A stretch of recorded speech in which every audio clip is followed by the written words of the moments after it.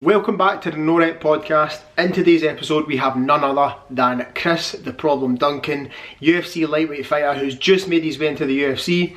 What we talk about is the story of how he got there, the lessons and things that he's learned along the way, what life was like before MMA, and much, much more. If you want to find out more about Chris, make sure to follow him on Instagram as well as us and the rest of the team.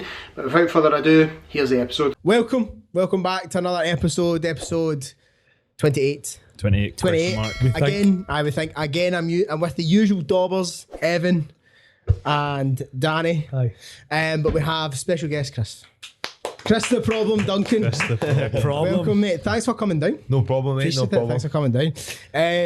We were talking outside about a bunch of different things, and one of the things that was wild actually is that you just have to keep your location updated 24/7. Yeah. So obviously with the UFC, they're in toes with USADA. So USADA are like an anti-doping agency. So I've got to put my whereabouts in every single day, every single minute. So obviously you get some things that you do each week. So Monday, Wednesday, Friday, I wrestle in the morning at Evo Gym. So that's pretty much the same. But if I need to think silly things, like if you don't go into the supermarket and he turns up at your house, obviously you can drive back. But he gives you a little bit of a warning. The guy's pretty sound. He's like, Where are you? And I'm like, I'm at the shop. He's like, I'll just wait you here. You've got an hour to get here.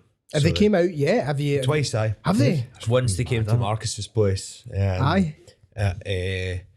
In Glasgow there. That's just along the road, isn't it? The second time I was actually in hospital after the fight, and they came and they were like, "Where are you?" I was like, "I'm in hospital. Can you wait?" And he's like, "What are you doing in hospital?" And I obviously told him what I was doing in hospital, and then he's like, "I could try and get here in an hour, or I have to give you a black mark." 3 hours later, I came back. He waited for me, the guy, because it was my first test. So he was like, and he explained to me kind of the ins and outs of it. But yeah, so they just kind of showing up to your house or showing up somewhere, and then wherever you are, you they need might to show try. up here. That'd be quite cool. That would be fucking funny, While man. we're talking about it. Then I'd go and piss in a jar and all that. Does your missus want access to that app as well? Mate, my phone is linked to the wee one's iPad, so she knows. I have to put everything in my calendar, so I know.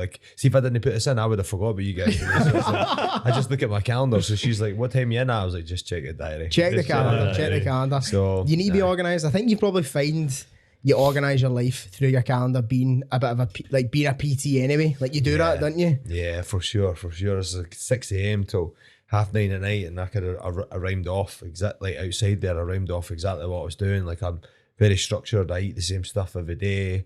I feel I'm pretty dialed in that sense. But when it comes to my calendar, it's like my lifeline. So see, if I lose my phone, that is my life. Fucked. Totally fucked. You need to have that shit synced, don't you? Do you feel you know yourself? See, because you obviously get a solid routine, same shit all the time. Yeah. Do you feel you're aware when something's if you've done something? Let's say one day you wake up, you're like, I don't really feel the same. Can you pinpoint yesterday that was different? I done this different because it's so structured. Which will help. I write notes on my phone as well. So I've got from my sparring in ATT, I've got 4 or 5 pages in my notes of how my sparring went and stuff like that. So that it's very important that you guys are in the gym and shit like that. So you obviously write down your training log and that. And what I try and get my clients to do is beside each one, write green, orange or red and how you felt, and then it gives you that's the way I kind of run my diary. But usually if I'm at the end of a conversation or at the end of a note, I'll just I felt shite.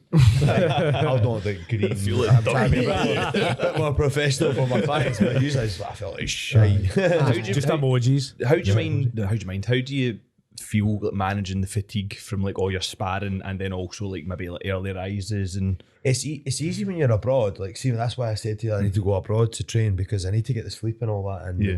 And I'm fighting at the highest level way, so it's I don't. It doesn't feel like I'm elite, but I am in the most elite combat sports promotion in the world. So going away and when I was in America, it was every morning I got up at the exact same time, hail, rain or shine. So I got up at 7, I had my breakfast, I went to bed at 10 o'clock at night, every night.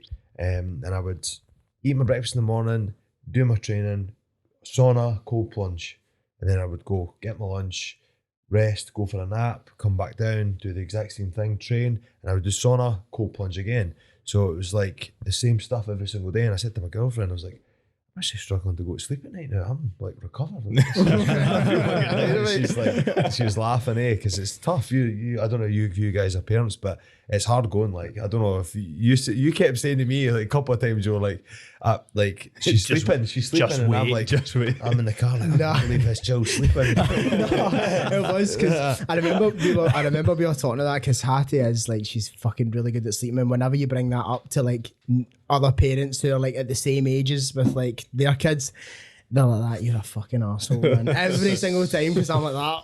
I don't know. We just put her down. She just falls asleep. Jordan is just a lucky guy in general. So hey, you create your own luck. You create your own luck. Can I go back to the recovery again? So have you always took your recovery that seriously? No. It's just been a recent thing. I hadn't really noticed it. Because obviously being single is like, sleep's the biggest. Like if there was ever a cheat code, we talked about USADA and how it all works and performance enhancing drugs. Sleep is the fucking biggest and best thing. The one thing I realised as well was like when you've got a bit of spare time, I did a bit of research. So when I was in America, I was setting my alarm to go to bed and get up in the morning. So it was like, right, okay, it's 9 o'clock now. Let's turn the phone off. That's good. And then I was putting in my AirPods and I was setting a timer on my phone and it would shut off. So it would turn off. So I'd put the AirPods in, 9 times out of 10, I would end up just clicking them off and going to sleep. But I was setting my alarm before I went to my bed. Mate, I was a different animal. I felt great. I woke up in the morning refreshed. Sometimes you woke up tired, but like that's just the morning, isn't it? It is the number one thing you need, but like and everything. It doesn't matter whether it's like fighting at the top level, which by the way is a mad thing to even think or say. Surely that's because I see, even like, because growing up, I loved the UFC. Growing up watching it, I was fascinated by it. I remember buying the fucking games and you can make your own wee guy. Remember that? Like to now then sit and then you can be like, I am in it. And that not just a bit mental? Mate, it's a bit surreal. It's like I used to put my head in the pillow at night time and like obviously you visualise. I'm a great believer in visualising. And I'm like, I'll be in the UFC one day. And I've actually written a note on my phone. It was in 2019. I will be in the UFC. It's not about, I can't even remember. I'll need to find it. Like I say, like I always write notes. Yeah. And it's always something that I've written in my diary. Let me see if I can find it. That's class, isn't it? Put a pause on the podcast. It says, it was the 23rd of the 5th, 2019. It goes, I just read, I will be in the UFC. It's not about chance, it's about a matter of when. So like, I write all that shit down. Sounds a bit like what's it like? Cliche almost. But if you write it down, man, it's there. You can't like rub it out. But this is the thing. But that's not, because somebody might listen to that and go, "Oh, I'm going to write down. I'm going to have £1 million in my bank." Like, you fucking worked for however long. Like, how long have you been involved in MMA? Like, how many years have you actually been doing it? I started pretty late. I started in 2014. Had my first fight in 2014. But like, I was always fighting at school and I was good at fighting. So yeah, like we're talking about rugby. Like I felt like when we were talking about Adam Ash and stuff like that, they guys were really talented and they were really big and strong. And I felt like I was just a wee chubby guy.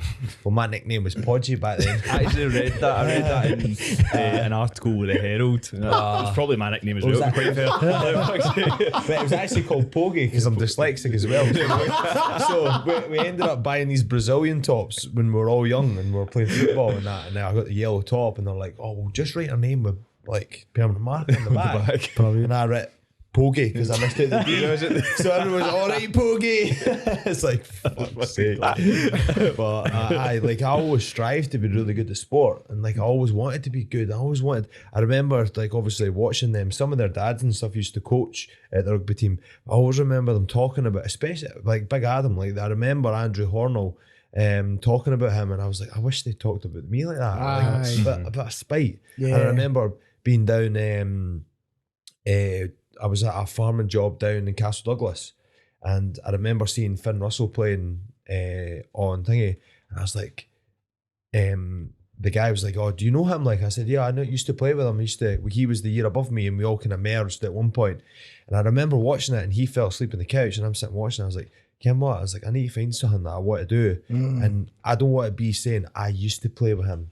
You know what I mean? I don't like that. I don't like saying I used to play with him, like trying to jump on his bandwagon. That's his bandwagon. He's done really well. Like fucking hats off to him. But I feel a wee bit like that. We kind of smoulder and burn desire to be good myself. Just gave you fuel. Yeah, for sure. So I'm just very fortunate that I found fighting. I actually went to a kickboxing class to get fit for pre-season rugby because I was just getting fat and just like I thought, what about kickboxing? I like that. And then I was slowly getting better and better and better. And that was 2014? No, that was a bit earlier than that. That was a kickboxing class. So that was like, wasn't as anything as heavy as MMA. It was just like... That was your first taste of it? First kind of taste of it, aye. And then I slowly progressed into that and then moved on and moved away to Stirling. So then I got to go to an MMA gym. And it was mainly... I probably would have stayed with kickboxing if it wasn't like the kind of fashion, if you like, the kind of style that...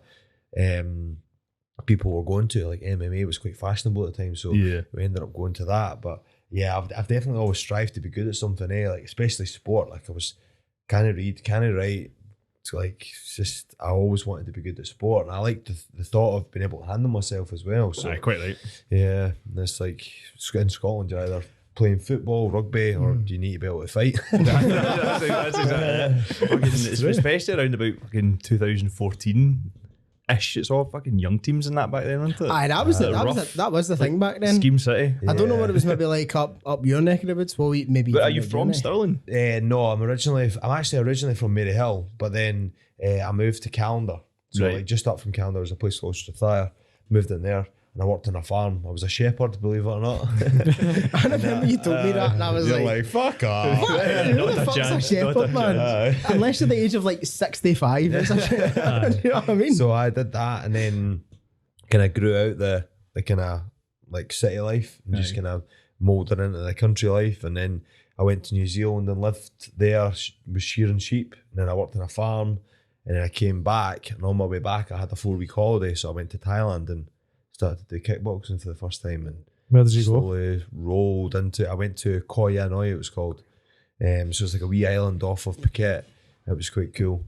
So I did that, and then it's just kind of snowballed into now, and just it actually feels like I didn't start it that long ago, but I've fucking been doing it. Yeah, it feels like a little bit of mileage on you now. 4 hours a day, 6 days a week, probably 7 days a week, every other week. Like that's a lot of hours, Since 2014, Yeah, exactly. So that's like going back to the thing, like you writing it down. Yeah, you wrote it down, but you also trained 7 days a week, fucking 4 hours a day. For free. Put in the up. For free. Yeah, so I'm in debt. So the UFC need to start paying me some serious cash.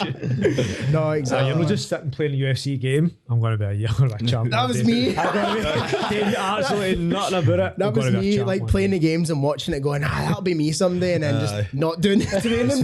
It's funny, like I went down to an event in London. One of my sponsors took me down and took me to this black tie event. It was a boxing event. There was 4 fights on. And then they were introducing me and they were like, oh, what do you do? And I said, oh, I fight for the UFC. And it's like, it feels weird saying it. And they're like, oh, really? Oh, that'll be your ears and that. He's looking at my ears and shit. And then like the younger kind of generation are like, can you see them staring at me for a bit? They're like, you in the game? I'm like, no, yeah. But the older guys are like, is that fighting stuff in the game? Whereas young folk are like, you're in the game. I will be soon. I will be soon. I think that's probably going to be not the most mental thing. When do you think it's like, so if you take it back to like how you actually got into the UFC, because that's a bit of a mad story in itself. Yeah. Like, so obviously, because we were going through like what we asked you today, and then you raised a good question of like, well, I'm not going to steal it for you, so you can ask it in a second, but like, actually how you got into the UFC is a bit... Check his notes. How you got into the UFC, I feel was like a bit of a wild story. Do you know what I mean? Yeah. Like how you got there. The name, the problem. Aye. So like... all my fighting days, there's been 2 opponents I've had from start to finish that have been my true opponent. Is that right? Everybody's scared to fight me, mate. Like What? I've got raw power, like Farmer strength. like exactly, maybe, aye, maybe. But like, see how like my first Contender Series fight, we can obviously drip into it at one point, but like I got knocked out and it's like knocked out. That's like there's a winner and a loser. It doesn't bother me. That's me flatlined. It doesn't matter. Like I don't care. Like, but everybody that looks at my fights will go, "Oh right, he's knocked maybe out of his 10 fights, he's fought with 9 knockouts. Oh, I'll fight him." in front of their pals, and I'll fight him. But then when it comes to pen and and start paper, watching the paper, I'm like, this guy. I go in bed at night and I wake up. That's the problem. so you've only had 2 fights, like, so 2 basically true fight camps. So you go, this is the guy I'm fighting, this is the whole training camp I'm doing. Yep. So that's only happened twice out of your 10 fights In my pro career. Yeah. So why does this keep happening? I think What's just going on? 'cause- Is it just 'cause just I've because got- people are scared? Well, I wouldn't say scared. One couple of guys have obviously, like, injuries happen, but sometimes, like, I think now it's not going to happen as much because I'm at the highest level. But like, there's some money on the line, so people are, their incentive is to get to the fight to earn some money for their family or whatever they need. But like previously, you know, I think just people when they're in the gym, because it happens in the gym usually. Oh, would you fight this guy? What weight? I'd fight him. Like, all your pals are there. Like, and like people. You're not going to say no in front of all your Well, pals. exactly. You know what I mean? Do you know what, mate? As well, like I said to my coach when I was an amateur, like, I've never really felt like it's an ego thing. I never felt like that. And there was one fight I remember I saying to my coach, I was like, I'm not feeling this, mate. He's like, what do you mean, pussy? And I'm like, and then he seen that I wasn't taking the piss. Yeah. And I was like, I'm not feeling it. I don't want to fight. Oh, right, okay, no problem. And that was it. End of. Interesting. Was this like Just didn't feel it. Something just didn't feel good. I just was training. I was getting hurt, and then I was training, and I wasn't feeling good. I was going home, and I was cheating on my diet. I was like, something's not right here. I don't want to do this now. Yeah, no. And I was like, why force something that doesn't feel natural? And I'll never bullshit somebody. See, for instance, there's going to be, it's like, forever, how long? It's quite a long time. It's a couple of months until my fight now. Like, from now until tomorrow, if I don't feel like fighting, like, I'll just say, like, I'm no fighting. Like, I don't feel like it. Obviously, it's not going to happen. I was Like, going to is say, do you think you can afford to do that No. when you get to these levels? You guys had to buy me a monster. No, but the incentive's there now, so it's a little bit easier for me to take a fight. But yeah, like, if I don't feel like fighting, like, I'm just not an ego thing. I'm not going to go and fight the top 10 guys now. If they offered me a top 10 guy, I'm like, fucking shut up your arse. Yeah. I was going to ask you that. So like, Sugar Sean's, like Sean O'Malley's approach was he wasn't looking for the top 10 right away. No. Same for yourself. The thing is, we see with MMA, right? I'm fighting in the UFC now. It's not like boxing. You don't get to get your chumps that have got like a losing record, like 2 wins, 8 losses. Like, It's you don't the get that. creme de la You creme, don't man. get that. Aye. So what they do is they matchmake you somebody with similar fights, similar styles, or opposite styles. So you kind of clash and see how you deal with that and problem solve. And that's how you get that kind of trajectory, like Kazma or Chimaev, sorry. But Sugar Sean O'Malley, he fought guys similar. Like, everybody's like, oh, he's just fighting cans. Is he fucking Nah, man, he's fighting some good guys. Fighting good guys, Yeah, average yeah. guys, like guys that are like top tier. Like, he's fighting, like, imagine you're playing like on a football park. You don't get many people like Ronaldo. You get a team, but you don't get many Ronaldos. It's the same like Sugar Sean O'Malley or John Jones and stuff like that. So it's just because it's like the UFC is the best fucking sport in the world. They get all the top guys to fight each other, and that's it. And then they all hash it out. Whereas in fucking boxing, they're like, he'll no fight him for another 4 fights because he's needing a tune-up fight. Boring, innit? It ruins the sport, Bucks. So many fights you back to see, like Pacquiao and Mayweather when Pacquiao was in his prime. Way too late. Wait to see it like 7 years later or whatever it was. Too You're late. like, fuck. It's all politics and all that in boxing, isn't it, though? There's a lot of money involved with it too, What I was going to ask you as well is, it's just like, because obviously I kind of talked about the UFC being like the creme de la creme, the top. What's the kind of Scottish MMA scene like? Because obviously you obviously kind of came through that and whatever. Like, what's the kind of, I suppose, the kind of route? Is there a direct route to the UFC? How would you get picked up? Nah. So like, you've got your Paul Craig. He's a kind of special guy. You've got Danny Henry. He's been in the UFC. Robert Whiteford, my training partner. Stevie Ray. All these guys have kind of built it on themselves, right? And I feel like everybody's had their niche and had somebody to help them get through or get them to the UFC at their own way. But I think each person has their own kind of drive. And the way I kind of like, obviously, like in Scotland, there's not like one gym that like so you get all these fighters coming from. Like all of us have came from loads of different gyms, but we all trying to like like most of the guys now train at a higher level because all the bodies are there. Whereas I nip back and forth there as well, and like, but in America they're bringing up guys from like kids, and there's 10 of them been there since kids, and they're all top tier guys. They went through the system, whereas in Scotland it's more like kind of special people, like people that have got that kind of niche, or like Paul Craig's the submission guy. I'm the knockout guy. You have like a talent that's just got you through, blasted through your first 5-6 fights. And I think right nowadays you see the UFC's booming now. I think this is the hardest time to get into the UFC, and I managed to do it. So I feel like I'm light years above everybody else. I feel like I'm just gonna like take off without trying to fucking blow my own trumpet. And I just feel like I was saying to my girlfriend the other day, I was like, you know when you're doing something and it's difficult, but you know it's right? Yeah. Like I'm fucking knocking my pan in. I was saying to yourselves outside, like I'm knocking my pan in, but it doesn't feel wrong. It feels right. And I know I need to do it. Imagine you had to get up to your dead end job, and imagine saying to somebody, I'm away at 6 a.m, I won't be back till 10:30 at night. And be like, that sounds like a shit job. Yeah. I love it. But I need to do what I need to do to get to where I am just now. So, but like Scotland, like when I went to America and trained, you're light years behind there. They're absolutely light years behind. Is it really noticeable? Not so much individually, but like the facilities, the training, the techniques, the structure, syllabus, if you like. Yeah. It's all geared up, and they've got this really good game plan, and nutrition, sports, everything's tailored towards the athlete. And It's class. you don't get that. Do you think that comes back down to like the country itself? So Scotland in general, there's not a lot of money getting pushed into sport, and there never has been ever. So some like, do you think that's a huge part of the reason why facilities aren't there, Americans fucking love staff isn't there? Because people, exactly. They'll love it. It's just a bit like when we were over in America. Chris, you want to go for some lunch? I was like, mate, I'm on a diet. It's like, we'll just go to the Cow Kitchen or whatever it's called. I'm like, where's that? I'm like, we'll go up here. You can pick 150 grams of meat, how many grams of rice, half an avocado. You can pick all that stuff, and it's tailor made to yourself. Yeah. You go training with your mates. Like, fancy a Nando's. You know what I mean? It's the best option, isn't it? There's places that have tried to do this. There's places that have tried to be like those nutrition places, but they fucking fall on their arse because nobody wants it. Like they go for like a little bit, and then If it's not deep fried, we don't care. exactly, man. Or yellow. Do you know what I mean? It just has to be yellow. And see, so Contender Series, both times, how did they come about? So the way it worked, I was actually signed to Bellator and COVID happened.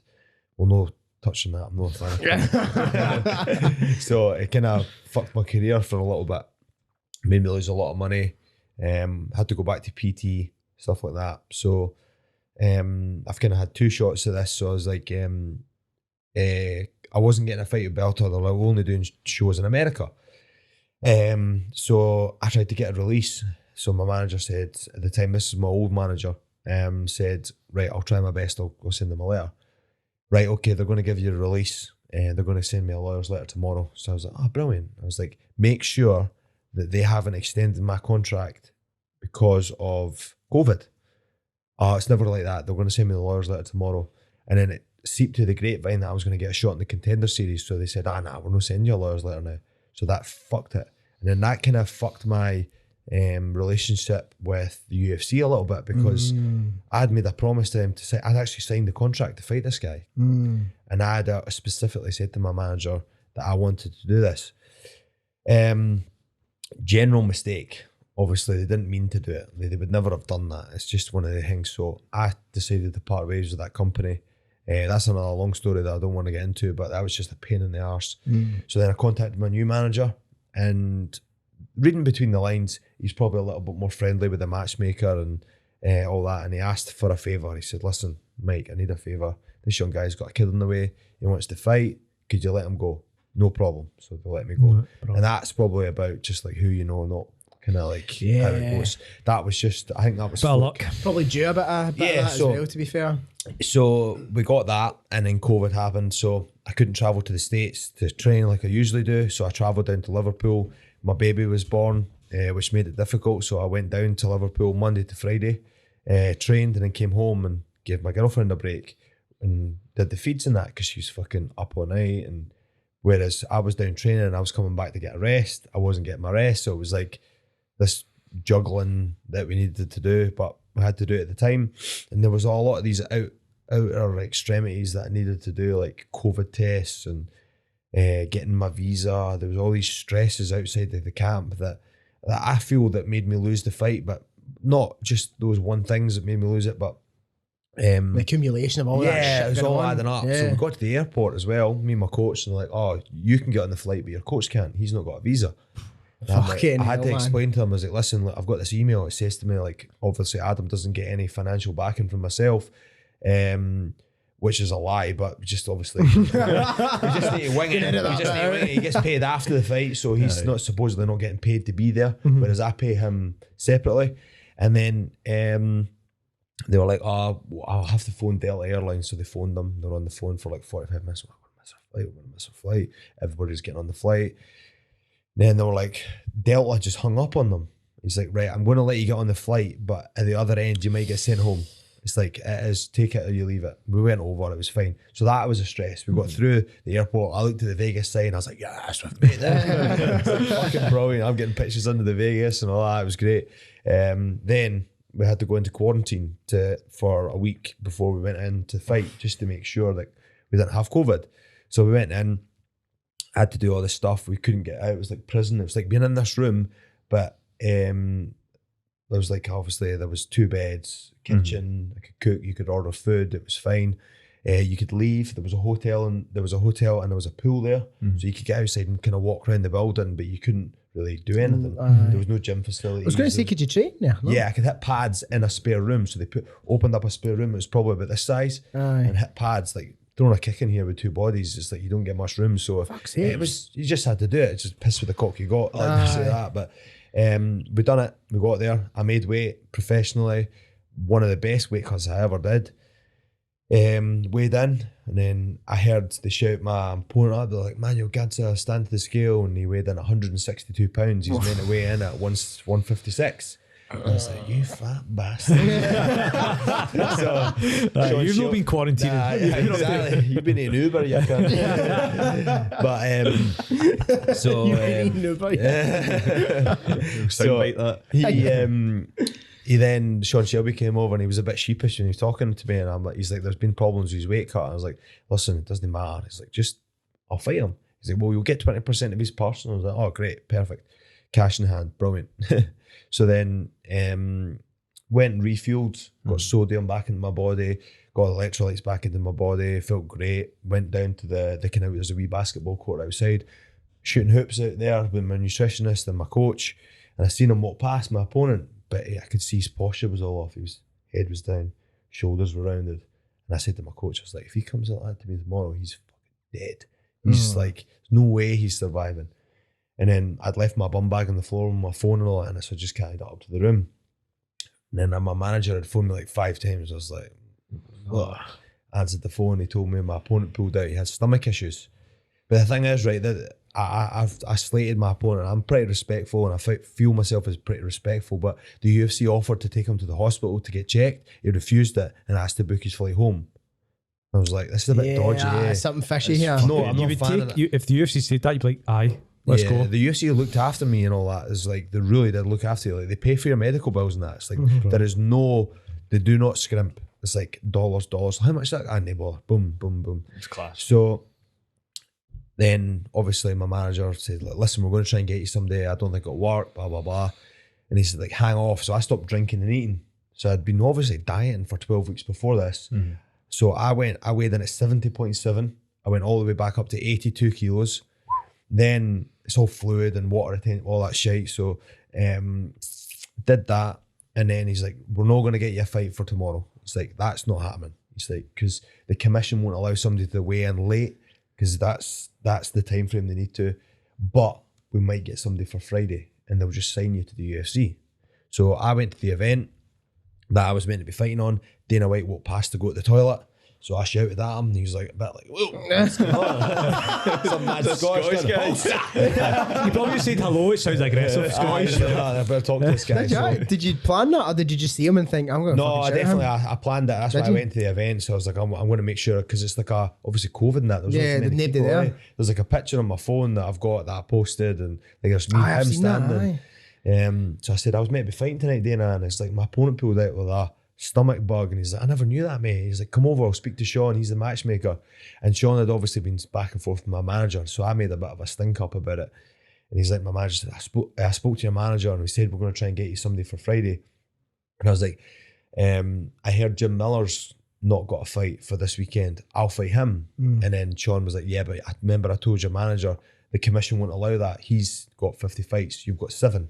He's like, that's not going to happen. He's like, the commission won't allow it. It's unfair. It's not. Would have been right. cool that though. But like Dana, I could see him like standing, like, nodding his head, like, this guy fucking means business. He's like, he's game. So he's like, so I told him, like, I said, like, when will I know? I have a family back home. My missus is running fort back home on her own.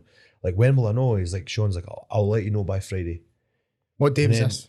This was on the Tuesday. Right. Dana White's Tuesday night Contender. So he's going to let you know for Friday fighting? Yeah, we'll let you know Friday morning if you're fighting. So there's me in my head, right, I need to go start cutting weight again. So I need to start running in the treadmill, burning calories, getting rid of glycogen. Mentally, how was that? Considering you just horrific. Done it. Hardest thing I've done other than have a child. But one of the hardest things I've ever done is just like, I was getting insomnia because like I had no nutrition. You would have been fully replenished. Oh, it was Feel like terrible, the last cut. mate. So bad.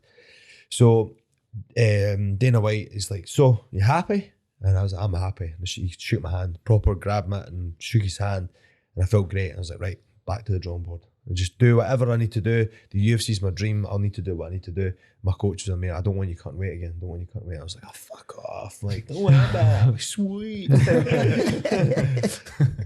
I phoned my manager. It was Friday morning. It goes up, right, I'm going to cut weight. I'm on weight. I could go to the sauna and cut the weight and I'll make it. Nah, we've not got a fight anymore. He's like, we can't get you one. I was like, obviously I'm in tears. I'm fucking crying, blah, blah, blah. He says, I'll phone you tomorrow. We'll get your flights booked. So what did I do? Straight to In-N-Out Burger, Sweeties, Reese's, ate the lot. So weight's the way back up again.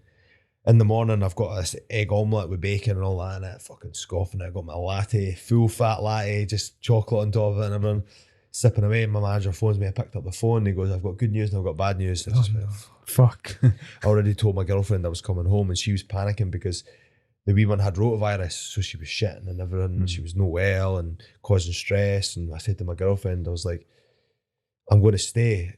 Is that okay? Oh, I need to get the shot. She's like, I'll do what you want. And I was like, fuck. So now you've got that on top of everything else as well. Like, but it wasn't like, do what you want. It was like, kind of like, oh, it sounds like, and then she goes, it sounds like you made your decision anyway. Do what you want. That's that's how it went. Sorry. And we hung up the phone in each other. I said bye and then phoned her back. And then she's like, phoned me back, obviously, because she's just heated in the moment. She phoned me back and said, listen, I know you need to stay, blah, blah, blah. So like me and my girlfriend have got such a good relationship. So whatever she says in the moment wouldn't bother me because we'd always talk it out afterwards. So that happened and she was pretty happy that day. So it was good. So I said, right, it's time to get fucking going again. So it feels like I'm telling you the same story again, which feels like, but I had to do the same shit again. I had to get all that weight off. And so the time of this phone call to the time of the fight, how long have you got? 10 days. So it was 10 days later. So it was, right, okay. So it wasn't Friday. It wasn't Friday. It was because obviously Dana White's Contender Series is a Tuesday. So this was on the Friday. So then I had not the Tuesday coming, the Tuesday after. So is that 10 days or 12 days? About that. Yeah. Can't do numbers. Ah, it's fine. Maths. So I had 12 days to do that or whatever it was. My coach had to go home. My nutritionist had to go home. So I was in that place on my own. Nobody there. Couldn't train. Couldn't spar. By this point, I was meant to be there for 10 days. I was there for nearly a month. In this fucking jail. So got to the weigh-ins, made weight, felt fine. Like just everything was great. And then went to walk out to the cage, felt great, nothing wrong with me. Like the guy, my opponent, didn't feel like he was anything better than me. And once the bell rang, I was out and I was like getting hit and I was like, why do I feel so heavy? Do you know like when you've got like water in your feet, you feel like you're like heavy. I was like, I could just feel it in the fight. And I remember watching the fight back as well and looking and people saying to me, oh, that guy was fast. I remember looking at him like, he's not that fast. Like I'm just fucking really slow. And then I got knocked out and I feel that personally, I've took bigger shots before Don't get me wrong, I made a mistake in the setup of the combination that I was going to do, but that's part and parcel of it. He hit me with a left hook, dropped me, killed me, knocked me clean out. But I feel that's part of the weight cut because obviously you're dehydrating. That's nearly 3 times I dehydrated my body. Yeah. My brain's obviously shrunk, stuff like that. The UFC, so Dana White came through the back with Sean Shelby, the 2 guys that were doing the matchups, and sat down in the room like this with me. He's like, listen, we really appreciate what you've done. We want guys like you on this show. Mm-hmm. So go away, get a fight, and we'll have you back. So I was like, okay, no problem. So he goes, I know you got knocked out and I know you're fine. He says, but I'm going to send you to the hospital. We're going to get you a scan. We're going to get you a brain scan, health, medical, all that shit. Went and done So that. he did all this personally. He was sat down. He's talking to me like you Aye. are just now, and he actually put his hand on my shoulder and he's like really respectful. Uncle Dana. Yeah, Uncle Dana. Aye. Come here, boy. So we did all that. Had my cries. I went home, seen my family, which was amazing. I rested for 90 days. I didn't do any contact for 90 days. I didn't any head trauma. That really took care of my brain because I don't want to have dementia when I'm older and stuff like that because that's a big thing. Yeah. You need to be safe with that. Got myself a fight. Booked it. Was down in London. Fought a guy. Told my manager. My manager made a video. Sent it to Sean Shelby. Sean Shelby says, we got you a fight 2nd August. How did that Wow, fight? bro. So when you went down to London, how was that fight? Oh, I smoked him. Cactus he did. I actually fractured his skull. So he had to go and get an operation in his head. I've got like a picture of it. Fractured skull with what shot? I know. A What head did you kick. do? I fractured my shin as well. I've got like I don't know if you can see it. Like wait a minute, but I've got like a huge bump in my shin. I can see it. Aye, fucking hell. That was his forehead. So, like I head kicked him, and now he's got had to get an operation. So Holy shit. I leathered him, and then they phoned me, and they're like, right, we'll get you back on. And then, and in all seriousness, this guy that I was just fought there that I knocked out, he was the best version of any person that I've ever fought. Like he was the top guy. So he was better than the guy that knocked me out. He was better than the guy I was set up to fight before, and he's better than any other opponent that I fought previously. So everybody's like, oh, how do you feel? How do you feel? And I'm like, and in my brain, I'm like, I'm fucking shitting my pants here. Obviously. And then, so people were come to podcasts and stuff like that. What do you think about Charlie? Well, he's really good in that. Like, what do you think? And I was like, if I can't beat him, I don't deserve to be in the UFC. Mm-hmm. And that's the way in my head. I was like, if I don't beat this guy, I don't deserve to be there. So like, if I'm getting the hardest guys now, it doesn't matter. Mm-hmm. So that's the way it went. And I went and fought, knocked him out in spectacular fashion, and got my contract. So then Big Uncle Dana was waving his pen at me and all that. So I love that. That video was mad. The video after it's mad. But still there. but that fight itself, like, obviously you were in a bit of bother in that fight. Like you were on the back foot pretty much. Like, yeah. So I remember actually showing the video to one of my mates of that fight, being like, this guy in the UFC, blah blah blah, and I was like, you need to watch this, and he thought you were the other guy at first, until you then went boff and then laid the guy out. What's that? Exactly. So like, see when you're fucking scrambling and like you're on the back foot and you've been hit with a good shot, like do you think at that point? How on were you at that point? Oh, I was on. Were you? You aware of the shots coming? Yeah. So believe it or not, the uppercuts and all that and the shots that he was hitting me weren't that bad. He kneed me in the stomach and I about shit my pants. Like, it was like fucking, I was like, oh my God. But in the lead up to this fight, I had thought to myself, right, I want to fucking totally outschool this guy. I want to dance around about him and make him miss and make him pay. So when he hit me with a counter right off my lazy jab and it knocked me down. And after that, I started to wipe my eye in the fight, and you can see it. I wiped my eye 3 or 4 times, and it damaged my eye. So I've been in the hospital and trying to get my eye fixed and all that sort of stuff. So that's been a bit of an issue, but it's totally fine. It's healed up now. There's going to be no problem with that in the future. But in the fight, I'm like, trying to wipe my eye and I'm seeing double. You know, like you get a sparkler and you're like waving it and you can see like the line of it falling. Like that's what he looked like. I was like, no, man. Fucking hell. And he just clocked on that I was wiping my eye and I couldn't see. He just rushed me.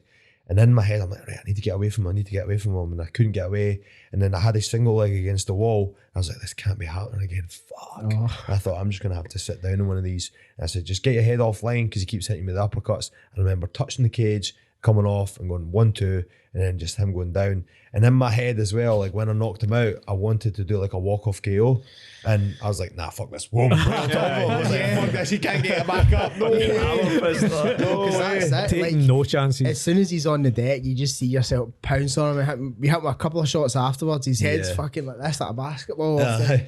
But so after it, so one thing that I wanted to talk to you about is I remember you made a post because it was not long after that I started following you because there's all this noise and it went viral. Like the UFC reshared it and all that. Millions of shares. There's like 4.5 million shares on Twitter. Aye, it's insane. This knockout's absolutely insane. Did you get any messages? Anybody, any names message you off the back of that? Like just to fight me or just just in general because of the knockout? Well, I walked out the cage and Deontay Wilder was like, what a fucking knockout. I'll shake his hand. I was like, all right, mate. I was like, what the fuck? But I remember, so one of the things that you posted actually, and I've not spoke to you about this before, but it was, so when you do knock him out, the referee comes over, takes you off of him, you just stand up and then you just kind of walk away. Now, if that was me in that position, and I know, like, because you obviously knew in that fact that you've got yourself into UFC, like the thing that you wanted going in there, you fucking got it. I'd be doing backflips off the cage. I'd be fucking grabbing the camera, going, "Yes, here we go." You just walked off. So there was a bit of a reason behind that. So like Mike Tyson's probably one of my biggest idols. Him, Donald Cerrone, and Justin Gaethje are probably my 3 idols. Mike Tyson is probably because I like the kind of intimidation side of him and how he thought about fighting and stuff like that. So I'd read about him and listened to a couple of kind of YouTube videos about him. And Cus D'Amato, his coach, he knocked a guy out in one of the, Mike Tyson knocked a guy out in a fight, and he started bouncing about the ring and that. Yes, celebrating. And Cus D'Amato went up to him like how he was and was like, "Why are you celebrating?" He said, "What? Just won. I just knocked him out." He's like, "You're not celebrating this like you won the lottery. Like you don't celebrate things that you didn't, that you're supposed to win. Like why are you celebrating this? It's like this isn't by chance. Like it's not like, do you get what I'm talking about?" And then Mike Tyson was thinking about it. He's like, "Nah, I did that 10 weeks of training. Like, of course I'm going to win. Why would I celebrate that?" It's like, so that's the way I thought. It was like, I knew I was going to beat him and I knew I was going to knock him out. And I said to my coach, I was going to knock him out. My coach said to me before we walked out, like, when the going gets tough, don't let this cunt take this away from you. Like, at any point, bite down on that mouthpiece and get him. And I thought to myself, when I did hit him, I won. I was like, I've won. I've got my contract. And I just stood up and walked away. I was like, that's me, done, job done. Class, so that's why I'll probably not celebrate at all. Like, if it's fucking like a spinning heel kick or that, I'll be like, that was cool. But I don't think I'll celebrate again after listening to that, you know. Just because it is true, like you do all that training, like it's not like by chance you win, you know. Yeah. What was your first thought as soon as you realised referee jumps in? Thank fuck. I was out there. Oh man. Did you think everything had happened for the last kind of series? To be totally honest with you, mate, like I'm a pretty emotional character. I cry every other day. I'm a big softy. I couldn't wait to get home and see my family. Aye. I miss my family. Just fucking the emotions of the training camp and everything that came along with trying to get to the UFC, just burst into tears. There's like pictures and that the UFC have got of me. I'm just fucking sitting in a corner, greeting my eyes out, just on the phone to my girlfriend. Like, just, mate, it's so I can't even fathom to you how difficult it is to fight. And like, knowing you're going to fight somebody in 8 weeks' time is scary enough, but fighting on a world stage. So just the rush of emotions that come into you before you go out is like, it's overwhelming almost. So as I say, like I'm a bit of a poofter when it comes to when it comes to emotions. I just do it, just cry and but yeah, it's a tough gig, like the old fighting and that. Like I think a lot of people do well from both ends of the spectrum. I treat it very, very seriously, but other guys maybe don't treat it just as serious, but get the same results. But I think that's because they don't really give a fuck. So they get like, I get anxious that I'm going to lose, so I train harder, whereas they don't really care. So they just like, they're loose and They they're can recovered, and almost remove maybe the I emotion from it. overtrain, whereas they wouldn't. No. So That's going to work differently for different people, but because For someone sure. could tell you to do that and you're like, that's not me. And you're like you were saying earlier, you're not going to feel right when you're training. You're not going to feel right when you're sparring if you're doing that sort of stuff. So you need to probably find what works for you in order to do it. Much like anything, though. Do you know what I Yeah. mean? Which is if pretty in mad. doubt, flat out, as they say.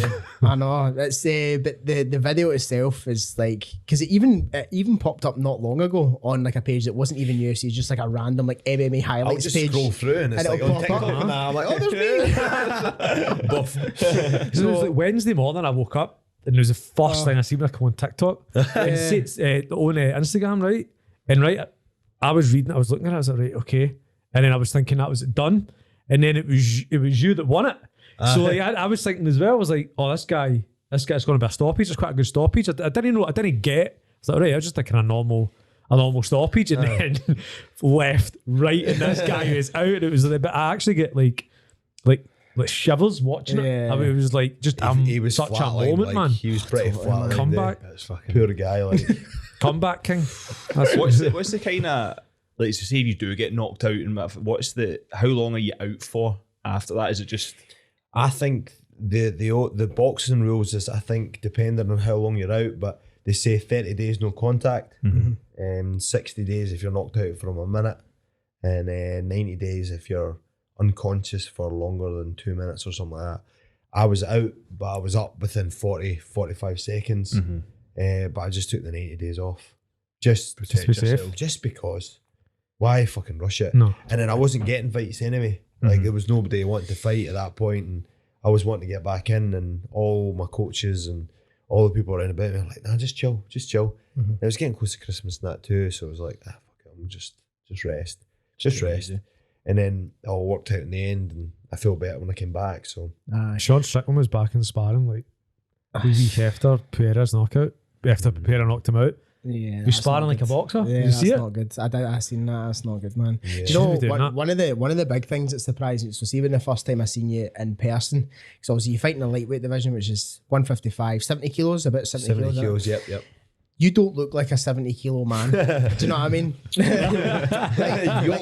Evan's a pretty big dude. Like, you obviously used to play rugby and stuff like that. So the thing that surprised me the most, because I remember like thinking like when I'd stand in the scales and I'm like 83 and it'd be like 185 pounds, I'm like, oh, I could fight like Izzy, man. Like I'm the same weight as him. But then when you realise like how big people are for the weight divisions, like it's pretty fucking frightening. It's all just a science, mate. It's not. So that's why I pay money for my nutritionist to help me out and stuff like that. So that's where all we were talking about, those 1%. Like I've not got the full sort of training schedule that I would need, but now I need to double up on the things that I think, like nutrition and sleep and that Control I'm what you not can. that I'm not getting summer. Come on.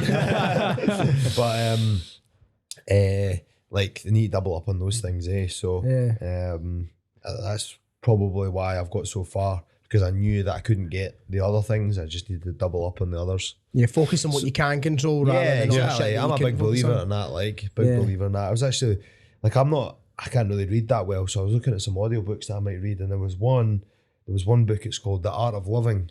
I think I'm going to read that one, because it was all about talking about like control what you can control, and don't react to what, like, for instance, if somebody beeps a horn at you in the car and stuff like that, don't react to them, because they're like in control of you if they do that. So I quite like that sort of stuff. I'm quite into. Oh, I love all that sort of stuff as well. But then just wish I something could read about better. being in a car if someone fucking puts you on, what the fuck you doing that? Yeah, fucking. I had a full blown argument with like a fucking 95-year-old. Do you know what would be hilarious? I was right? driving down the road, and it was like, obviously there was a car coming up, and there was him behind, and then I flashed this guy, so he drove past the car. So what I done is I quickly tried to nip in, and it's just accelerate. So I was driving down pretty quick, and by the time I met this old guy, all he had to do was just nip in this wee bit, and we would have passed each other simultaneously. But he stopped, and I stopped right alongside the car. And he's like, "You should have pulled in." And I was like, I just didn't ignore him. And then he went down the window. He's like, he's pointing at me and that, and he's like, he's waving. I'm like, fuck, this guy's like fucking 400 years old. Fuck's in that. Just blow He's him. winding his window, and then I wound in the window, and he's like, "You should have pulled in." I was like, "Has it hurt you so much that you need to pull in?" Aye. And he's like, "But you should have pulled in." I was like, "Has it done you any damage? Has it hurt you? Has it pissed you off that much?" And he's like, kind of, you could see his wee claws thinking, like, does it really matter? And I'm like arguing with this guy in the middle of the street, and I'm like, well, I look like a right dick. People see me shouting at him at the window. On Instagram, Chris Duncan argues I with tell you you. what, Shouts at old man. Shouts Tell you at one thing, pensioner. but, right, imagine getting in a fucking shouting match with a guy that fights in the UFC. No realising. Is it wear a badge? No, you just see it ears and you're like, oh, sorry, mate, on you go. That's fine. There was another one as well on that same bit as well, because obviously it's like all single file up my way. So there was a woman in the passenger seat of this guy's car, and so I drove up. There was 3 cars on his side, so I drove up. So really, I had the right of way. So I drove up, and he drove right in front of me, and he went like that. Oh, no, man. You should have just... So I just stuck it in reverse, and I seen his missus going like that to him, turning and going, "What are you doing?" And she slapped him in the chest. Oh, Jesus. Slapped him in the chest. And then I reversed back, and he stopped right beside me. And I was like... And I seen him winding the window, and I just concentrated forward, but I couldn't drive forward because the edge of his car. I turned, and he went to wind in my window, wound in the window, and I was like, I just wound in the window, and he started to talk. I was like, whoa, what the fuck are you going to tell me? Like, what are you going to tell me? He's like, are you my dad? I was like, you're in the wrong. And then because I was shouting at him, I was like, well, get out of the car then. Get out of the car. Oh, And he's like, imagine that. zzz. His missus goes like that to him. He's like, I told you. I'm driving up the road, and I was laughing because obviously she must have like said, like, "You fucking idiot, what are you doing that for?" Do you know what I mean? He's probably trying to be a big macho man, and I didn't back down. Imagine that though, like getting cheeky to someone and then they bounce out. Like if it gets that heated and you're in the cars and you bounce out, and then a guy goes like that, right, and it pulls like a proper stance, and then you fucking have a look at him going, he's quite strong. his ears are a bit... I think I've made a grave error. I've had so many road rage like incidents. It's unbelievable. So that time I was with my missus, and she was like, I think she was 8 months pregnant at the time, and we're pulling up to this roundabout. Excuse me. And it's like she's like, remember there's a wee roundabout here. So I turned around and I was like, aye, all right, backseat driver. And then this guy must have gone round this roundabout and gone round the full way, and kind of stopped on the roundabout and looked at me, like stopped. And I'm looking at him, he's like, again, and I'm like, so then he's put right around the roundabout, and I'm in behind him following him, and he's pointing in the back mirror. He's like, I was like, fuck are you doing? He's like, give me a thing. I was like, well, so I just went, well, pull over then. Well, didn't he pull over? Oh, no. Oh, You could do back there. Mrs. is pregnant. I'm in this Beamer I've got. It's an electric park, and I jumped out the thing, forgot to put the handbrake on. I rolled down the hill, and I jumped in, and then he's like half out the car, and I'm sprinting down the road. And he sees me, and he closes the door and winds down the window a wee bit, and I'm like shouting at him and all that. Like, I lose my shit over like stupid stuff. Yeah. It's not worth it in the long run, really. is it? But Really, isn't it? there's a funny bit to this because he got the last laugh, to be honest, which is fucking annoying.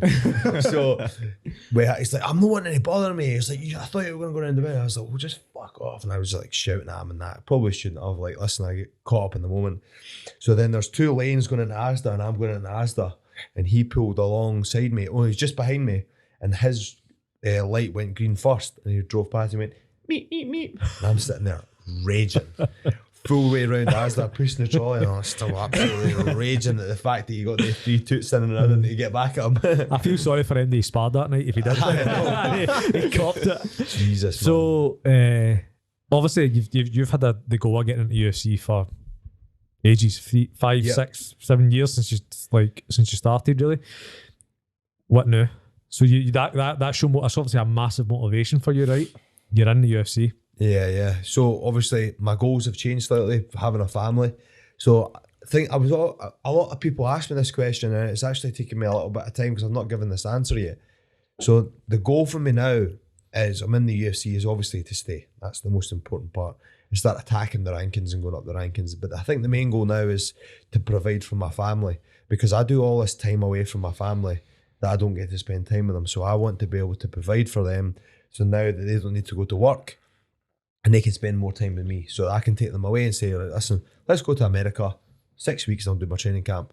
You want to come with me? So that's the next goal. That's to try and make myself financially stable, to provide for my family, all that sort of carry on. So looking forward to that. It's going to happen. Like the way I fight and the way I present myself in the octagon is like, I'm going to make money. Like that's what the UFC wants. So looking forward to putting on a show, getting a couple of 50Ks under my back pocket. Obviously, I recently proposed to my girlfriend and she's got expensive taste. It's funny that she's like, I don't really want a big wedding. And I was like, oh, that's good. I mean, either I'll get the family and that. But I want to get married in Italy. I was like, okay, there you go. You got me. I suppose you're in this bit of a kind of grey area there now, where obviously this fucking massive thing's happened, but then there's still obviously the ties that you've got at home. You've still got fucking clients to see. You've still got nappies to change, all the rest of it. So it's like, right now you're just at this kind of tipping point. So obviously that's got to fuel like a lot of like ambition there now for your training. Yeah, for sure.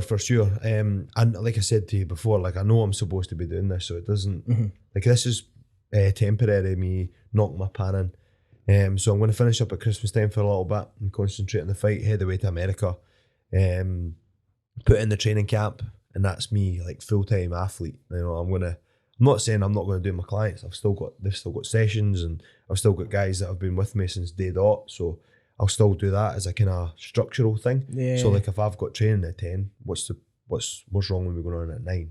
I'm just meaning I don't need to be in there until 10:30 at night. Yeah. Working, stuff like that. Not your plan. Training comes first. So if they can work around my schedule, that's great. And then if they want to move on, that's absolutely fine. So that's the next move for me. Making sure I do this full time, because really, like thinking like if this is the equivalent of playing for Rangers or Celtic, you know, and they guys are on an awesome wage, whereas I'm at the highest performance in combat sports and I'm still working. It's like I've got 2 jobs. That is pretty mad, isn't it? That's mad, because folk will think, oh, he's in the UFC, he'll be making bank right now. Do you know what I mean? So it's obviously slightly different in fighting sports. So obviously you signed a contract, but technically the money won't start coming until first fight, is that right? Yeah, so the way it works is you get a show money. So that means you stand in the scale, you make weight, that's part of your job. So you get your show money, so that's a flat rate. So if you make that, you don't lose any of that, you don't gain any more than that. Then you get your win incentive. So that means, say for instance, it's 100 grand to win and 100 grand to make weight. There's your 200 grand. So if you lose, you only get 100 grand. Obviously, I'm not getting paid that much. I wish I was getting paid that much, but I was just trying to get like a round number. Yeah, easy maths. Easy maths, aye. So like, if I step on the scales, I'll get that money regardless. So that's kind of a security blanket, but obviously I'm going to win, so I'll get my 100K on top of that, which would be great if it was 100K. Plus the bonus. Plus the bonus, that's the biggest incentive for me. Like some guys win 2 of them as well. They do performance of the night and knockout of the night. Yeah. So that's probably what's going to happen. And I say probably it's going to happen. That's life-changing money. I know. Not even that. Like it's life-changing what I've got now, the opportunity to fight for the UFC. But if I got that, mate, that's serious. It's class. This is the thing as well. Like all the fights and they call you the problem. Everything that's happened throughout, you've not really took many of your fights safe. You've not really played it safe. You've went out to be like, I'm going to fucking cause it here. I'm going to knock someone out, or I'm going to put on a show. Yeah. Do you think that you then have those same thoughts coming in at every single fight, or do you think? So right now, if obviously you get your next fight coming up in the next year or whenever it is, regardless of who it is, do you alter what you do, or do you have the same mindset regardless? Same mindset, but obviously the training can slightly change. If I was fighting a grappler or a striker, it would slightly change. But it's pretty much the same routine. And I'm not just going over to America to get better for this fight. I'm going over to America to store it, get money in the bank, and like say money in the bank, I'm meaning like update my skill set and get better as a person. So that's like the schedule and the time that I've already put in has kind of solidified the foundations. Now I'm just putting the icing on the cake and the cherry on top, So I've still got a lot to learn. I still feel like I'm learning, There's a lot of people I train with, they're kind of stuck in their own ways and they do the same shit every single day. Like I train with people, right? So like I might not seem intelligent. I say to you, I can't read and I can't write, but I've really focused and dialed in on things that I am good at. Like for instance, nutrition and stuff like that. like, see when I wrestle somebody, if I wrestle them once, twice, 3 times, and they're doing the same shit, like, that ain't gonna happen. It's not gonna work the next time. Like, I'm like making a mental picture of your game when you're doing it to me. So like, if you do the same shit to me on and over and over and over again, like, it's just not gonna work. But I see them doing that, and then I'm doing other things. So they might think they're beating me. Like, I'm on the deck, like, my ego's gone. I don't care. Like, as soon as I'm under these spotlights and I'm in the cage, that's when it matters. See if I'm getting choked out in training and that, and I'm lying on my back and trying like different sweeps and doing different things in jiu-jitsu, like, they don't know that, and they probably go, I submit him today, he's a UFC fighter. Whereas they don't actually know what I'm actually up to. Well, like, you're not going to learn anything if you're just winning all the time. mate, exactly. But I got myself in that mindset. I was always going into training to win. Whereas I don't really do that anymore. There's a time and a place, like, be a student of the game and understand that, like, imagine, like, for instance, it's difficult to get me down. What happens if nobody gets me down and I don't work on my back stuff, and then eventually I get to the fight and then he takes me down? NCAA wrestling in front of you, gets you on your ass. So like, in training, like, I'll not specifically let people take me down, but I'll maybe accept the takedown as such. I'll not defend it as well. Or you'll put yourself in positions that you're not typically in to see how you react. Exactly, aye. So that's called bad position day, and it happens every Friday at my gym. So like, without like blowing my own trumpet, I feel that not many people do that. Like, I don't care if folk choke me out and that. Like, don't get it wrong, I like choking other folk out. So, but I'm definitely learning. I feel like I'm maturing as well. Like, it comes with age as well. So then the more times I go away, I learn more stuff. So. When you go away, you're at American Top Team? Yeah. And I will be trying to win every round over there because it's fucking brutal. They're so this good. Is the thing, obviously, you've got, so you say you'll be training at wherever through here, and obviously you're going to have some rawly talented guys, but when you're going over to the States, obviously it's like you're going over there and you're thrusted in amongst anybody that could probably fight in the UFC the next day. They're like, pretty much all UFC fighters. UFC, Bellator, one championship, and there's a couple of professionals that are a borderline making it. Yeah, you're in there with killers at the end of the day. Top. It's funny, I was like, when I first went there, the Moko was like, right guys, we're going to do 5-minute rounds, and we'll get the warm-up done. And he said, that'll be us done for today. And he goes, not everybody needs to do all the rounds, but the guys that are fighting need to do the rounds. So I was like, cool. And I was like, that's going to be a piece of piss, 5 5s.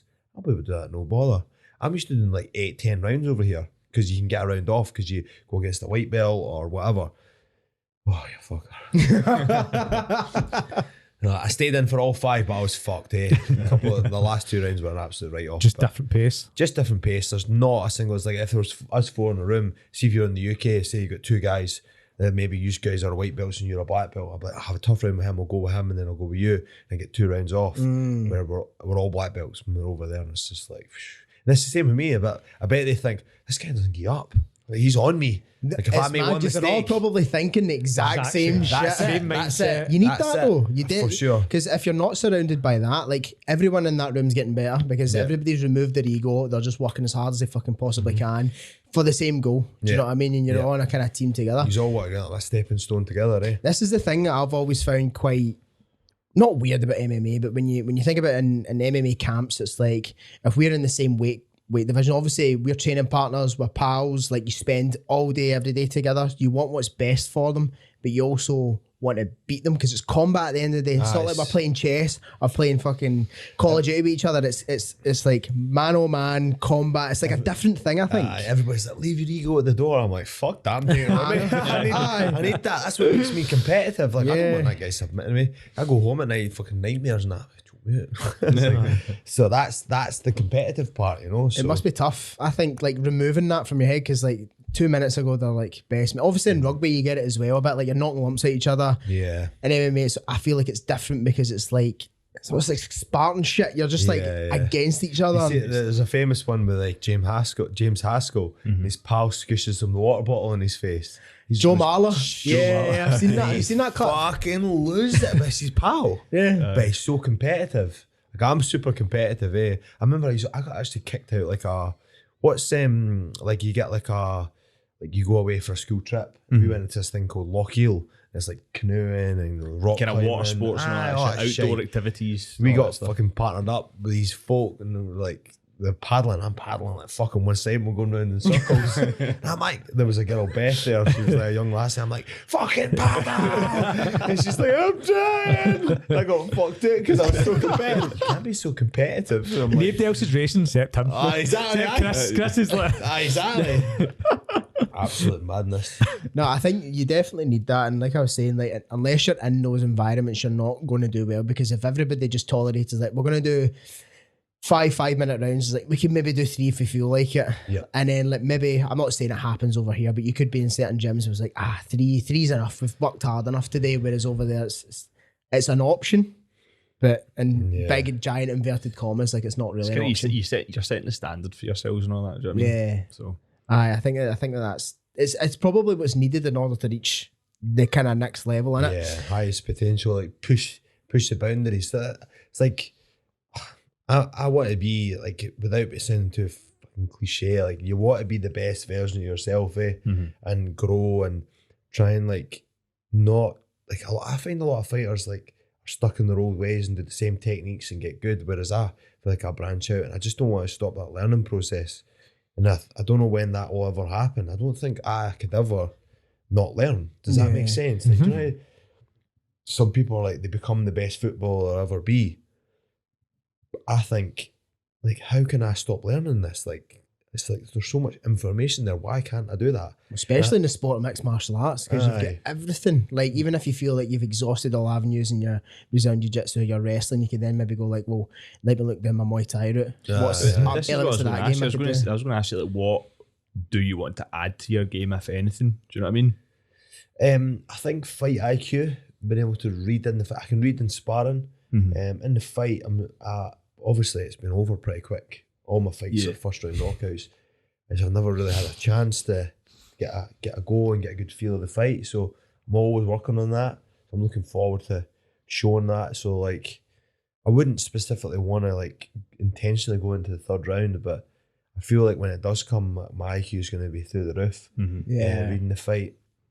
I find grappling the most fun and my favourite thing to train.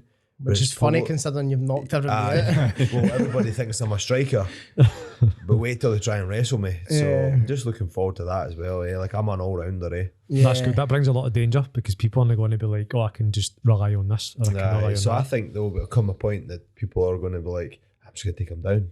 Then they're going to hit my hips and they're going to go, fuck. I can't do it. I can't do it. See how the whole... obviously, Jake Paul's making a lot of noise within the MMA community. And did you see the recent thing? And he was fucking shooting shots at Paddy Pimblett. And then Paddy was like, I'll spar him, put $1 million in escrow and I'll spar him, no problem. Like, do you think, so I've got my thoughts on Jake Paul doing all this in MMA and I actually think it's a good thing. But what's your, like, see when you see it as someone who's involved in that space, like, what do you think? I think obviously he's bringing a lot of eyes to the sport. He's brought a different genre of people towards boxing, fighting. So like, he's been a YouTuber and then they get folk follow him, and then obviously like KSI and stuff like that have done the same thing. All their fans have moved over to boxing, so it's great for the sport. Unfortunately, with the way that Jake Paul runs himself, is like everybody thinks he's this Disney character. Imagine if he was just a boxer that came through the ranks and just fucking fought. Like, he'd be the guy, and they're always going to have a bee in their bonnet about him.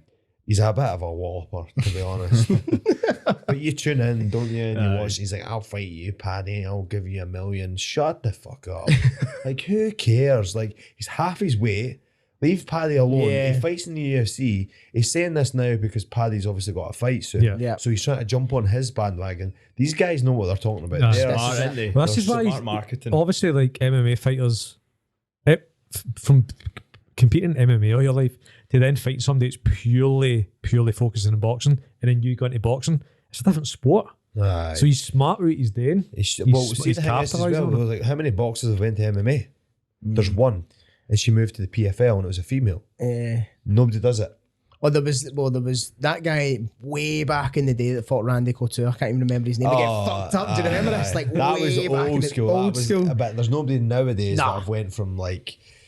That'll not happen, I don't think either. Like, imagine if Canelo went to go to MMA. Oh, that'd be great. That would ruin it. But then obviously we train hands, so we get a chance to go over and make money and box and stuff like that. But Jake Paul and all that, he says there's just a lot of kind of clout that comes along with him, and he's got kind of money to throw about. So see, the thing is as well, like he's not had to go through the hardship and go through the ranks, and that's why people are butthurt. I think people are raging that they didn't. Myself. I didn't have to have the amateur days. I don't need to fucking like hide it. Like I'm a bit like, how the fuck does this guy get his shot to make millions of dollars? And how does he get to call his shots and tell me, like, listen, I signed my contract for the UFC and I'm getting nowhere near paid as what he is, but I'm happy with that. Like, who are you to tell Dana White that he shouldn't pay me that? I signed the fucking contract. Yeah. Like, I don't need to sign the contract. Go to boxing then. Do what you want. Boxing's not a sport that's doing this. It's a sport that's doing this. Aye. This can do. Yeah, but he's in a way bringing rivals back. And it'll go up a little bit because an MMA guy will come across right, of course, right? So boxers have always been overpaid. Like the boxing wages have always The been only up. reason why they get overpaid though is because when they're in the event, so say for instance, do you see how like Tyson Fury's got all these belts around him? Do you know why he would give up the belts? Right. So he doesn't have to pay all, like every time he fights, he needs to fight for those belts. And every time he fights for those belts, he needs to give the belt owner, the WBC or WBO, need to give them money. So he gave up all their belts to fight Chisora to make some heaps of cash. Right. So that's why boxing makes a lot of money. All right, we'll fucking give you 27 million, but each belt will take 3 to 5%. What? I didn't even know see if that. that could be that's a salty number. I'm just made that number up. They take a cut. If you're fighting for a WBO belt, you'll need to pay money on that. I did not know that. So that's why he's smart. Tyson Fury's a way to make money now. Yeah. So I think he's fighting for one belt. Right. So he gave up all his belts. It's the thing that Earn a pisses bit me more off though dollar. about boxing, and it's like you just don't know. You don't know where you stand. With UFC, you know where you stand because the best guys fight the best guys. Whereas like over in boxing, you just don't have a fucking clue. No, and I think the best thing boxing could probably do is start something like the UFC. Start their own. They don't need another organisation. No, they just need them all. they need one all to tie organisation. together. Just what I'm saying. So create one organisation. Under one There's no umbrella. a million different belts. There's no this going on because you're like he's holding this belt. Because you he's could be holding like this a belt. WBO fucking WBC welterweight champion, but you could also be a WBC welterweight champion. Well, But then Who's you could also the champion? But you could also be a world champion and nobody knows who you are. Do you know what I mean? Because there's world champions that have belts that never we heard or of. you who's involved in the fight don't even know who they are. But it's until like, they fight a name. you feel like if you're like a world champion in boxing, you should be someone that's fucking known. Like he is the world champ. Like whereas you need to maybe get like 4 or 5 of the belts, and it's like There needs to be one people know who I federation. am There needs to be now. one because just go with the times as well. Boxing's no move with the times a lot. They've kind of stuck in their old days that worked 20 years ago, but times have changed. Times that's have just totally like changed. my old job when I was a farmer and that. Like they're all like, oh, this is the way it's been done for 21 years and this will be the way it's done. And I'm like, but mate, just get the fucking tractor. It just makes things. We don't need to do it with our hands. The guy's like, oh, we've scraped this yard with a fucking, Get a shovel. with a shovel and spade for 21 years. Aye. We're going to do it that way until the day we die. And I'm like, fuck. Then Get when he fucks off the shop, I go and get the tractor and scrape it up. Oh, you done a good job there, Chris. Look at that. It's clean as fuck. I told you should have done that with a shovel. Fuck off, you old bastard. You know what I mean, man? That was the struggles. That's why How I left. did you get into like farming, shepherding, and all that? Like, how did that actually happen? So I was just some holidays and that, just beer money, really. It's just like, go for get a job and pass the time. Great lifestyle. Really loved it.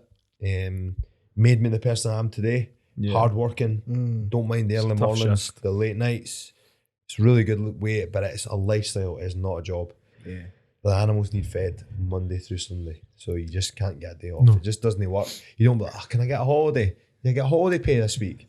No, mate. The cow's coming No, with you. mate, aye. But my uncle's a farmer, and see every time I go over and I visit him and stuff, he'd be like, Evan, working at that laptop.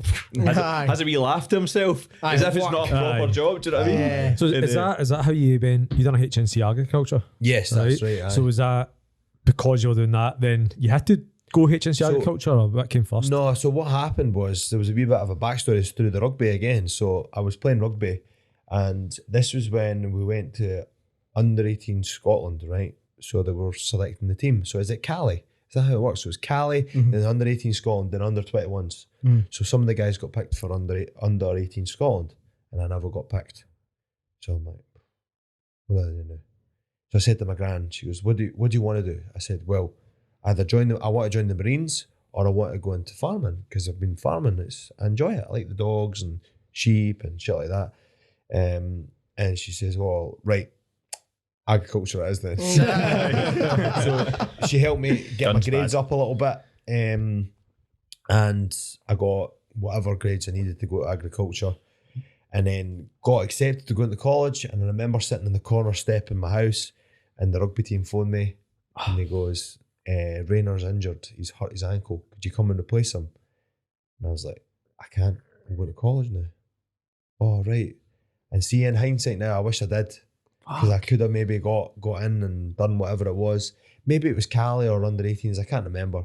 But like, see, thinking back, I probably should have went and played rugby. But then look at now. But then it's like, what ifs? It's like hindsight's 2020, innit? You just gotta piss with the cock you got. There's two of them. That's a mad decision to make. Like, I thought, like, but my gran was standing there, and obviously I wanted to please her, so did that, and then I enjoyed it. It was just a piss up, man. I just drunk, fucking absolutely steaming and spewed, and it just fucking went milking cows. It's an absolute waste of a year, right, to be honest. But we got there in the end. Then I went shepherding, and then I went away to New Zealand and worked, and then. What made you go to New Zealand, actually? Just because everybody does it. Just big farming out there, innit? Yeah, is it? Huge, mate, huge. Millions and millions and millions of sheep. And I went over this year and made some good coin.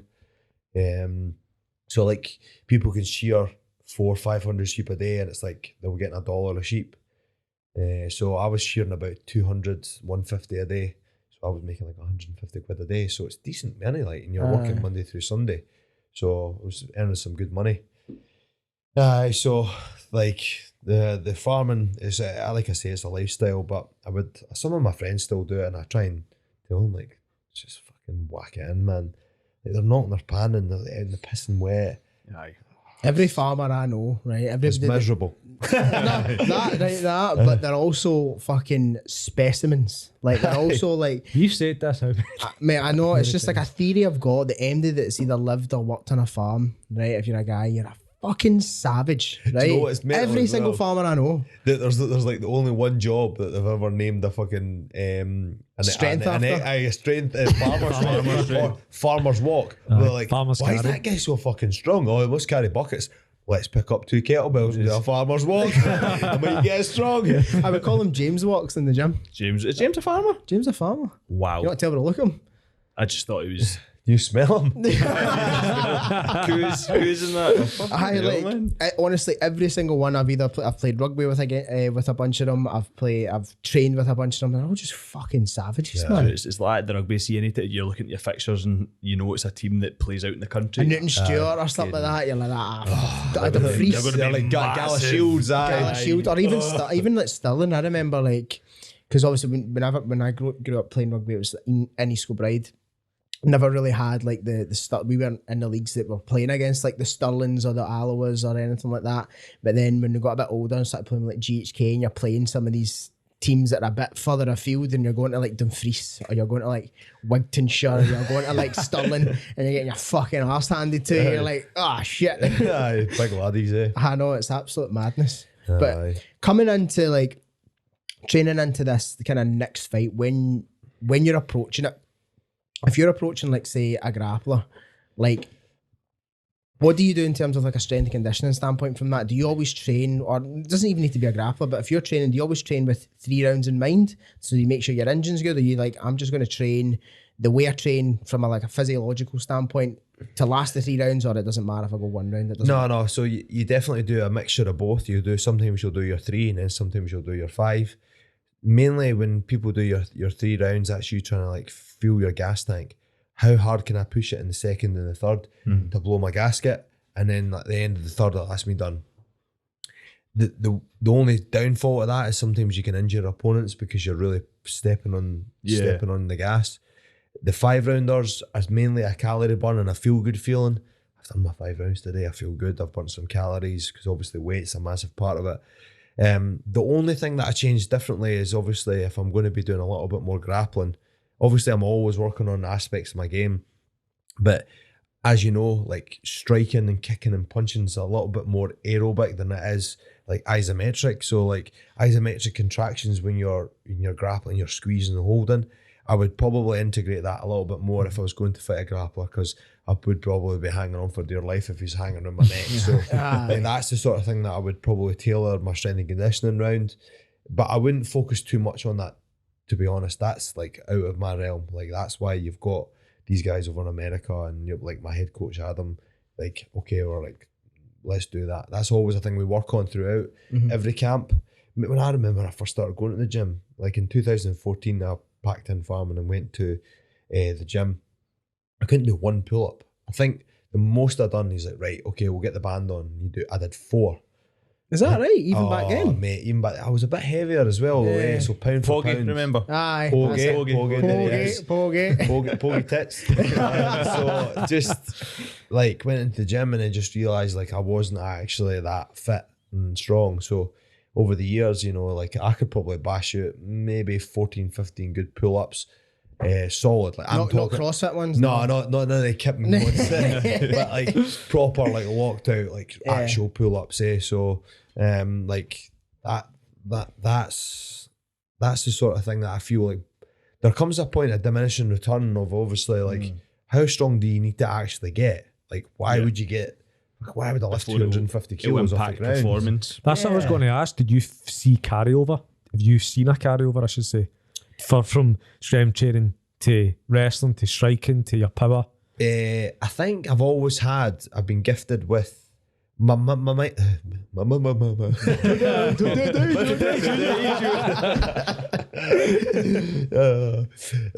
feel I've always been gifted with a mindset that if I'm tired, I can always push through. You know, that saying, you've got the 40% rule, you've always got that 40% more. I feel like I can dig deep, and like I treat fighting like life or death. So you've hit the hail, rain or shine, you got to do it. So I feel that's a good skill set to have. But you know, I feel like people overthink fighting, and it's such a difficult sport to like. With rugby, you can blame people. You can like you've got how many people are in the rugby team? Is it 11? 15. You fucking played it nearly for Scotland. That's not good with numbers though.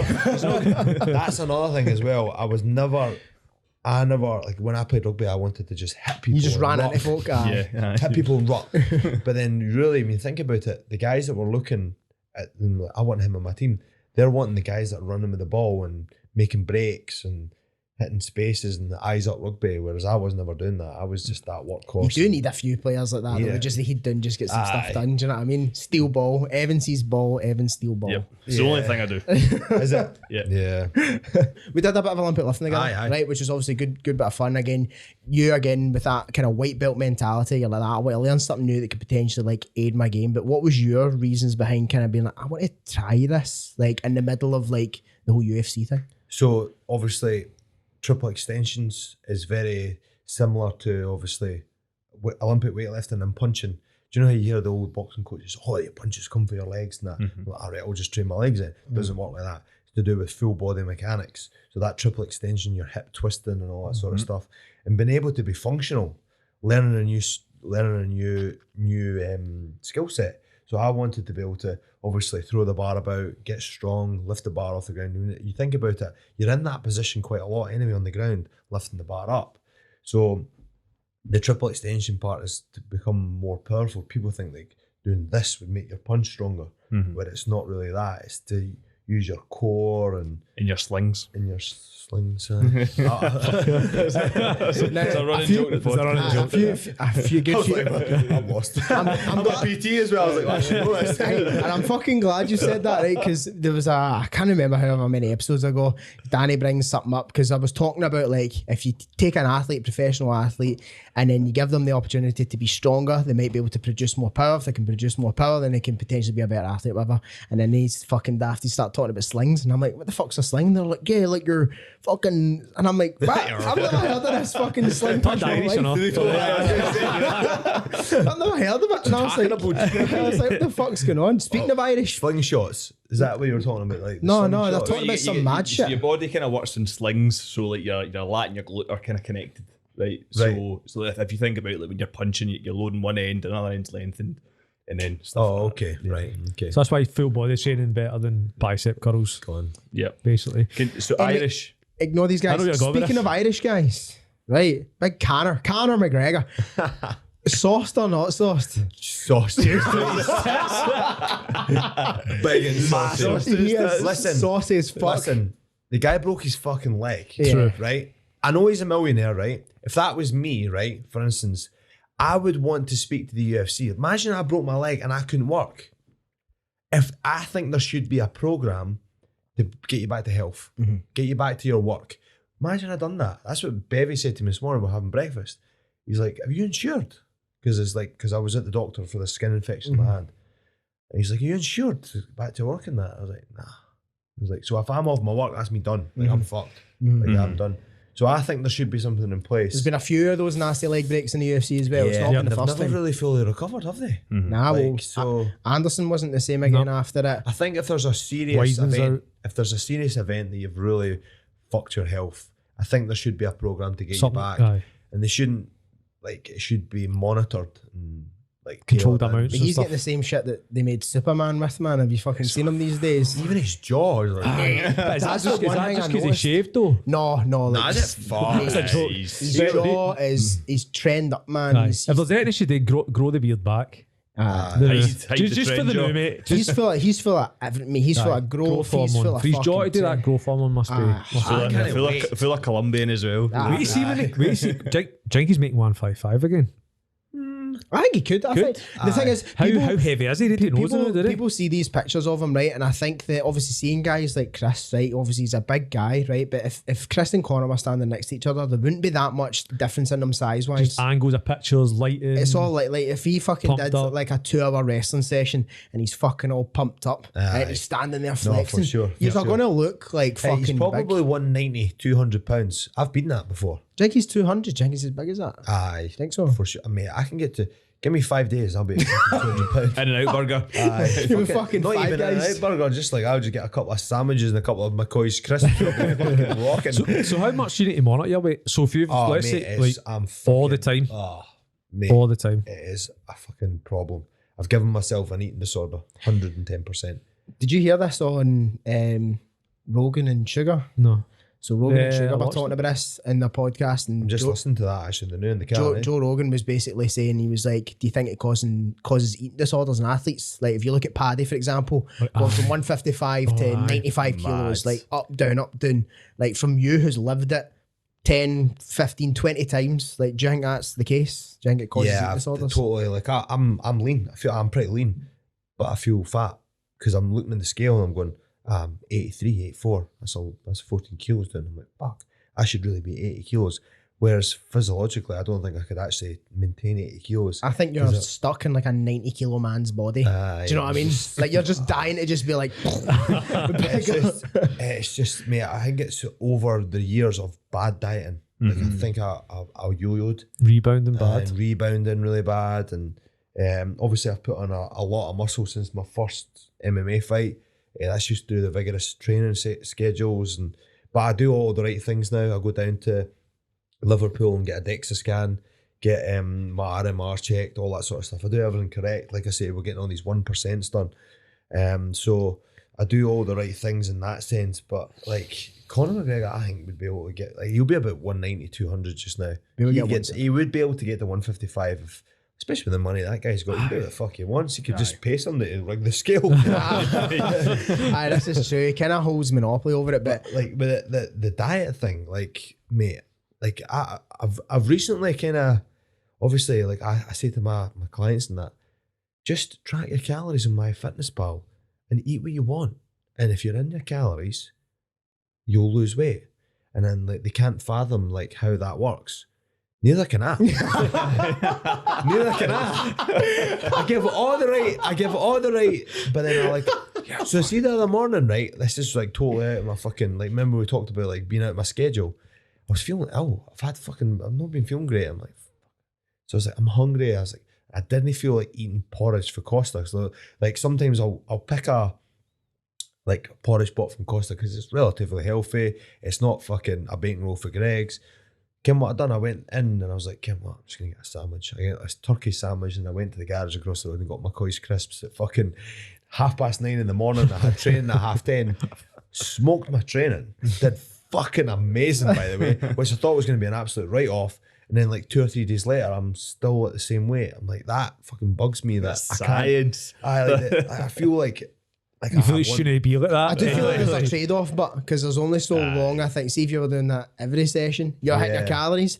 Because for you, like, it's performance, it's not man. About calories. Yeah, it's performance, man. So like, even though yes, like you can cut down weight, you can stay at that 80 kilos, you can stay within your fighting zone, eating McCoy's, fucking getting the extra fat lattes at a whatever. But like, in order to like totally the 1% thing coming back on that, it has to be kind of for you. It has to be the porridge and the fruit and the healthy long protein term. sources. I actually agree in that. But you get the one off. Say, So you need that. You're human at the end of the day. You need it for your mindset, I think, as well. You see on the day of the fight, you see a lot of fighters that they make weight and they just start shoveling food in. Do you still bear in mind, right, I've got performance to put on the night? Yeah, so everything I put in my body that day, like I'll have chocolate at night time, but that's after I've had a full like digestive fucking turnover and a shit. So first of all, we replace all the water and electrolytes that you lose, and then you start putting the glycogen back into the body again. So you're eating. So I think for my last camp, I think my first piece of food was pineapple, and then it was 2 bagels and jam and honey, and then that's just carbs. Easy digested, white bread as well. Try and make it as less fibrous as possible. Very little fat, because obviously slowing down the absorption of the carbs. Loads of dextrose, easy carbs, and your stomach's so small. Like, then you eat this big meal, you're like sitting there like, whoa. Especially you don't want that going in a fight. I've had that before. I had that in one of my Bellator fights.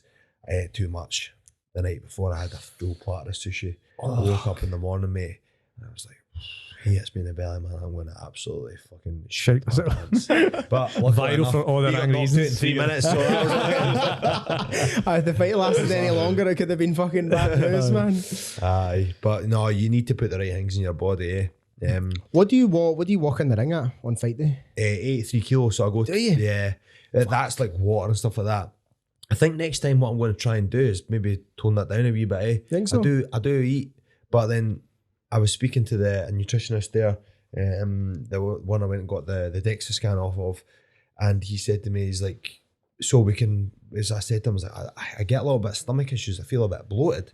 So I was like, I don't feel bad, but I feel a little bit bloated. Is there something we could do to fix that? He's like, 110%. He's like, I'll just make sure that the carbohydrates that we're putting in your body is easy digested, and will probably give you a little bit more of Vitargo and dextrose and stuff like that, rather than like actual food itself, because your stomach is probably only about that size because you've been eating a bit of salmon and 3 asparagus for nearly 4 or 5 days. So that's pretty much the diet, Is it? Yeah, Fish and a rice cake? So have you seen him now? He's on that. He's jacked, he's on the same shit Connor's on. Aye, but he can't have kids now. Is that right? Right, he was on that. What's it called? First dates. Oh shit, was he? So Shut the fuck up. Was he on that? He was really clicking with this lassie, and he's like talking to her, and he's like, "Do you know who I am?" And she's like, "No." He's like, "I'm Fish and a Rice Cake guy." And then she's like, "Oh really?" And she's like, "Oh, you look much different." He's like, "Yeah, I used to abuse steroids and stuff like that." And he goes, "Unfortunately now, I can't have any kids because of that." Wow. Boom, instant turn off. Really? Ripped it off. Poor guy. Poor guy. But It's a shame. Sake. All worth it for the Fish and the Rice Cake video, but his legacy lives on. He might not have children, but his legacy will certainly fucking... so You'll be remembered. fight week. What would you love to, like, you're in a dream scenario, you get down to 70, no problems, you walk in 80? Yeah, 81 would be good. Yeah, Aye. for sure. Is that 2 kilos you feel like a big difference, you feel? It's just fucking being a greedy fat bastard, is it? Aye, just eating, going down to the shop and getting an ice cream or a coffee or just extra weight, like no needed. Imagine you're the weight you are now, and so say for instance I weighed at 70 kilos and you weighed in at whatever weight you are now, put a weighted vest on, I'm like, right, let's go for a run. Yeah. That's the kind of feeling that you get when you're in the fight. Yeah. So you've got this big weighted vest on, you're like, fuck, I've been fucking 75 kilos for like 6 weeks, and now I've done this cut to 70. Now I'm actually 80 kilos. I'm So- a big boy. Yeah. That's a good way of looking at it. I never thought of that. Imagine Never you thought done of that that. 60k run, but Aye. I gave you fucking 10 pounds on your back. Oof. You would have fucking blown, you would have blown your load Aye. even more than that. Still blew my load. Is that blowing your load? Non-sexual. Aye, no homo. But you've got certain guys that kind of walk about kind of not far off their weight. Like so, like a guy like Izzy, for example, like Yeah. he kind of floats about maybe like 190-ish, get down to like 185, but then no, maybe not even as high as that. Kobe Covington's only a Yeah. wee bit. I Yeah, just- him as well. Like you get certain guys. I wish. I know exactly what question you're going to ask me. I just wish I could do that, eh? Aye. But like, if I move up a weight class, like the guys that I'm standing next to, they're just so Light big. heavyweight, some of them. Yeah. So Do you think you they're need- so not- big. Do you want one between welterweight? Yeah. Would I you- think would so. you But think I you fit also- that Makes camp? sense, wouldn't it? I also feel that I do it really well. So like I cut weight well. and You've I had get no bigger. issues with weight cut. Yeah. So like I fucking made weight 3 times in like fucking 4 weeks. You know what I mean? So it's like Fucking pro. I can do this as like Not a fucking problem. fucking water off a duck's back. Like don't give a fuck. So like I feel like that fucked my body as well. I pissed kidney stones and all that. Fucking all that. It was You're no good. joking. Like, it was bad. Like I remember like sitting in the toilet, lazy piss obviously in the Aye. morning, sit down, pee, Conserve energy. You know what I mean? was like- It's the only way I pee. and I was like, whoa. I was like, fuck. I felt like a burning pain. So I was like, what the fuck was that? Like, and then came that way, I was like, oh, this isn't it right. My missus was away. She was away with my pal, so I phoned NHS 24 because I had the wee one. Wee one was in her bed, so it took me like 2 hours to get through NHS 24, and I explained to the lady what had went on, and she's like, so to be honest, it sounds like you've actually passed the kidney stone. Did you hear a noise? I was like, nah, I don't think so. She's like, you've probably passed the kidney stone and you've damaged your urethra. And she said you're just feeling the burn from what it is. She says if it's My not, winky feels weird gone right away, now. if it's not gone away in the next 5 to 10 days, just come back in and we'll sort it. So I think that's what happened there. Just pissed the kidney stone. That's Jesus. On the I name never of the thought weight we'd cut. say urethra on the podcast either. Good word alert. Good word alert. There you go. You should get a wee whiteboard, bro. It's good words. Piss with the cock you've got. 3 times. Yeah, I know some certain wee bits, but it is. I find it mad that because when I remember, I always used to relate my weight to like fighters' weights, like and you see it in the TV and you're like, fucking hell, I'm the same weight You as. were just what to say, you could take them. I could take them. I was like, oh, we're the same weight. We're the same weight. But in actual fact, you're worlds apart. When you look at the guy that just beat Izzy, Alex Pereira. Pereira. Fuck me, man. Like that guy is an absolute 220, monster. 219, Did you see his 220. hand? His tattoo in his Oh. hand. No, His stones is tattooed in his hand. does he? Just got stones in his left hook hand. Did you see he was chatting some shit about Chimaev? No, Jemai would just fucking horse him about there. I think he would as well, but he was saying that he wanted to fight him at 205. Mm-hmm. You see this? Mm. So he was like, I'll fight him at 205, which fucking makes no sense whatsoever. Right? Why the fuck would they do that when they could fight him at 85 and probably win? I see him beating him. I see him being a problem for everybody in that welterweight to middleweight division. Actually, I think he would have more problems at welterweight due to him trying to cut down to weight. Yeah. Maybe coming up against guys like Usman. I don't think he'll be able to handle Yeah. as easily as like, no, he went in against Kevin Holland and just fucking picked him up. Like how I'd pick Hattie up. Like as easy as that. Do you know what I mean? Just like bothered him. Can't train that, man. That boy's been doing that since he's been fucking like a wee boy, eh? So Do you think he's going to be like a serious issue? Or you don't think he's hype? You think he's like going to be a oh serious no, problem? he's serious. Like Gilbert Burns is serious, and Yeah. they had a good fight together, eh? That guy's. That was a bit of a war though. It wasn't easy for him. I think Couple he months. made it difficult for himself, to be honest. I think he Think was so? trying to prove He a point. didn't wrestle as much as he could have done. And I don't think he also like I think the nerves got to him a little bit. First main event, you know, the guy's like fucking.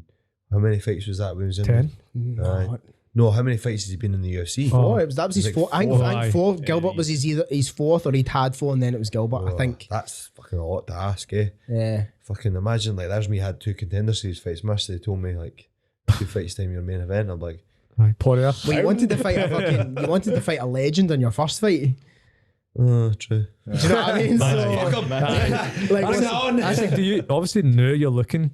You're in a weight class with Poirier, Gaethje, one of your idols, you said, idols. Aye, exactly, aye. How's that feel when you're in that with the weight? I really One of the want most to meet studied weight classes there is in the I UFC. want to meet Donald Cerrone, man. That's He's a like- boy, man. He's so He's a cool. man. Aye, he's Cowboy. TRT'd up as well now. He's out the Aye, USADA pool. You seen him? He's but looking a that- bit jacked these days. Aye, he's looking a bit He's juicy. on a movie star, isn't he? I think that's so. fun. That's right. Aye, he's Good had for his him, teeth man. done. Aye. He's fucking Has he looking actually got his teeth done? I think so. I think I might get my teeth done when I get a fucking 50k bonus. Like, Aye, well, that's what they're all Don't doing. get him Paddy too used to cute. get his teeth done and Aye, that. Fucking.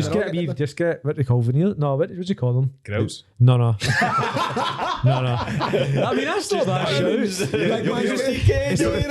You'll hear me in the mic afterwards, like, last but not least, I want to thank me. Got my grills in.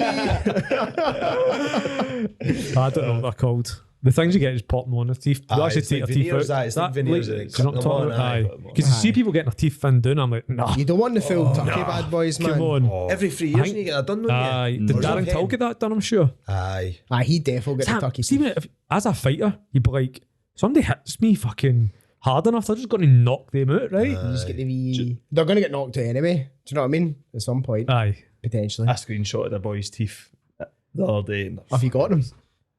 I seen that. Was that I on don't wanna it TikTok? was on I TikTok. don't know if I like to see it. It's hilarious. Wait, so is that Well, the? look at them when they're done though. Look at that. That's ridiculous, isn't it? Nah, not for See me. But do you know what? See if fucking folk, guys, see if man. folk want to do it, you could do it. No, they're fucking idiots. Don't do it. But do you know what I don't get as well, right? They shave that bit down. You've got enamel over the top of your teeth there. They've shaved off all the enamel. Like, how does that tooth not decay? I know, Yeah. I understand it's inside. Like, It's protective. probably because you've just get that shit over the top of it. Probably. Just get a dentist done. I just would never. Next I, guest. I would just. That's a good idea.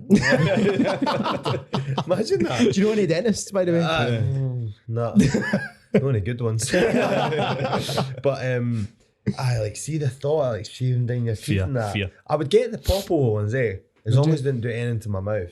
Like, see that? Oh, it gives me the fear. Like, I know. oh, see, I got some like laser eye treatment on my eye. See things going in your eye. Oh, mate. Mankey. The woman's like, "How you feeling?" She's putting this big scope in my eye.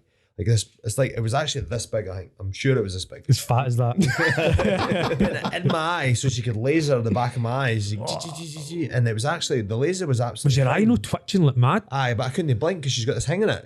I'm like blinking over this big fucking pipe, and I was like, "Oh mate, it was so uncomfortable." The guy, the woman, the first done it, and then the woman that did the second time. They're like, "You okay?" I'm like, "Aye." And she's like, "Do you want a break?" I was like, "No, just keep going, get it done."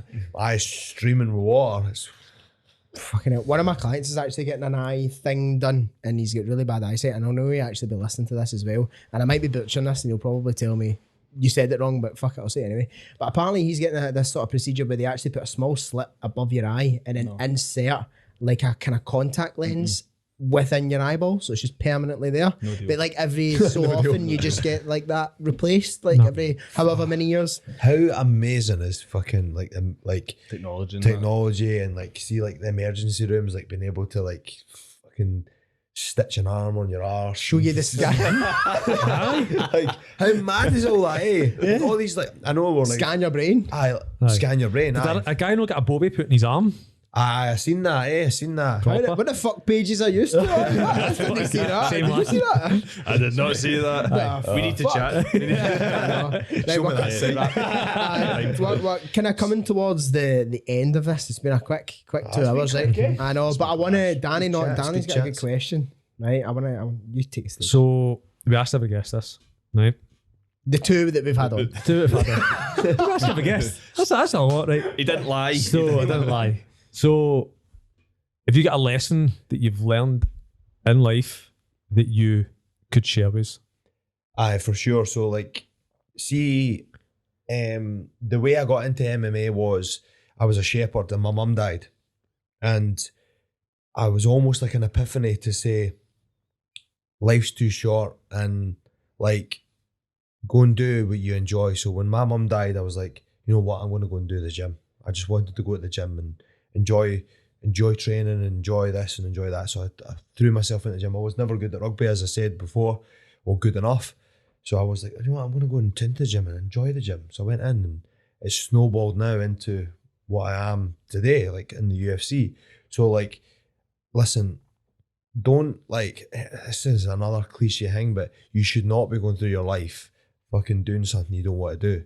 Like my girlfriend's like, she's a big advocate of me chasing my dreams, and I'm really, really happy about that. Like, and I can't advocate enough to like have somebody like that as well, to like push you and like have the same like dream for you as like, I'm rambling on a wee bit now, like, but it's very important that you're happy and you push for things that you want and do things that make you feel right. Like, obviously I told you at the start that I know I'm supposed to be in the UFC. Like, there's just no doubt in my mind that I'm supposed to be there. Like, don't like wait for something. And like, a lot of people ask me and contact me like, oh, Chris, I need a diet. I'm like, right, okay, I'll set it up. I was like, I'll get a wee phone call with you soon. I'm thinking, I'm not going to do that diet now because Christmas is coming up. I'm like, there's never going to be a fucking good time for you to do this, mate. Just fucking do it now. Like, so that's why when my mum died, I was like fucking all in. I was like, to the gym, enjoy life, because it is too short. Like I get a wee bit of a fear, like I'm sitting down on the table or sitting down on my bed, sitting down because I was looking at the table, because I was lying down in my bed. Imagine when you're dead and there's nothing, and you're dead and that's it. There's nothing there, and you've not done anything. You've just fucking went to your work and fucking or whatever and went home at night. And that's not a saying that like going to work and earning for your family and earning money, like, because one of my friends has said to me, he's like, it's like, oh, I fucking hate my job. And I was like, how much do you get paid a month? He told me how much you get paid for a month. I was like, what the fuck are you moaning about? Because he doesn't do anything other than supply for his kids and go on holidays a couple of times a year. Like, if that's your life, that's good. You enjoy that and make memories with your family and enjoy it. Whereas like I'm like doing shit things just now to get where I want to be, to do that sort of stuff with my family. Do you know what I mean? So that would probably be my life lesson, is like a bit cliche into it, but like, that's brilliant. Do exactly what you need to do. And like I say, like if it is like working at McDonald's to get by and just fucking go on holiday 3 times a year, that's fine. But like you need to have that kind of burning desire. And I feel like with fighting, like you need to come from some sort of like bad upbringing and stuff like that. I feel like that helps with fighting, because like it's kind of Mike Tyson spoke about that before in his kids, hasn't he? Yeah, like you don't want to be fighting a guy like him or me, you know. Like I've seen some shit that you don't want to see. It's just like a bit in the time and in the moment you're like, oh, that was a bit fucked up. But seeing it really now when you think about it, and you're like, that was like seriously fucked up. Imagine my daughter was doing that, or I put my daughter through that. Nah, no happening, No happening. Good. Yeah. Awesome. That's wild, man. Listen, thanks so much for coming by. Thanks, Appreciate it. Chris, Hey, my man. let's Yes. go. Let's go. Thank you for having me, guys. That was good. Cheers. Thank you, Chris. Peace.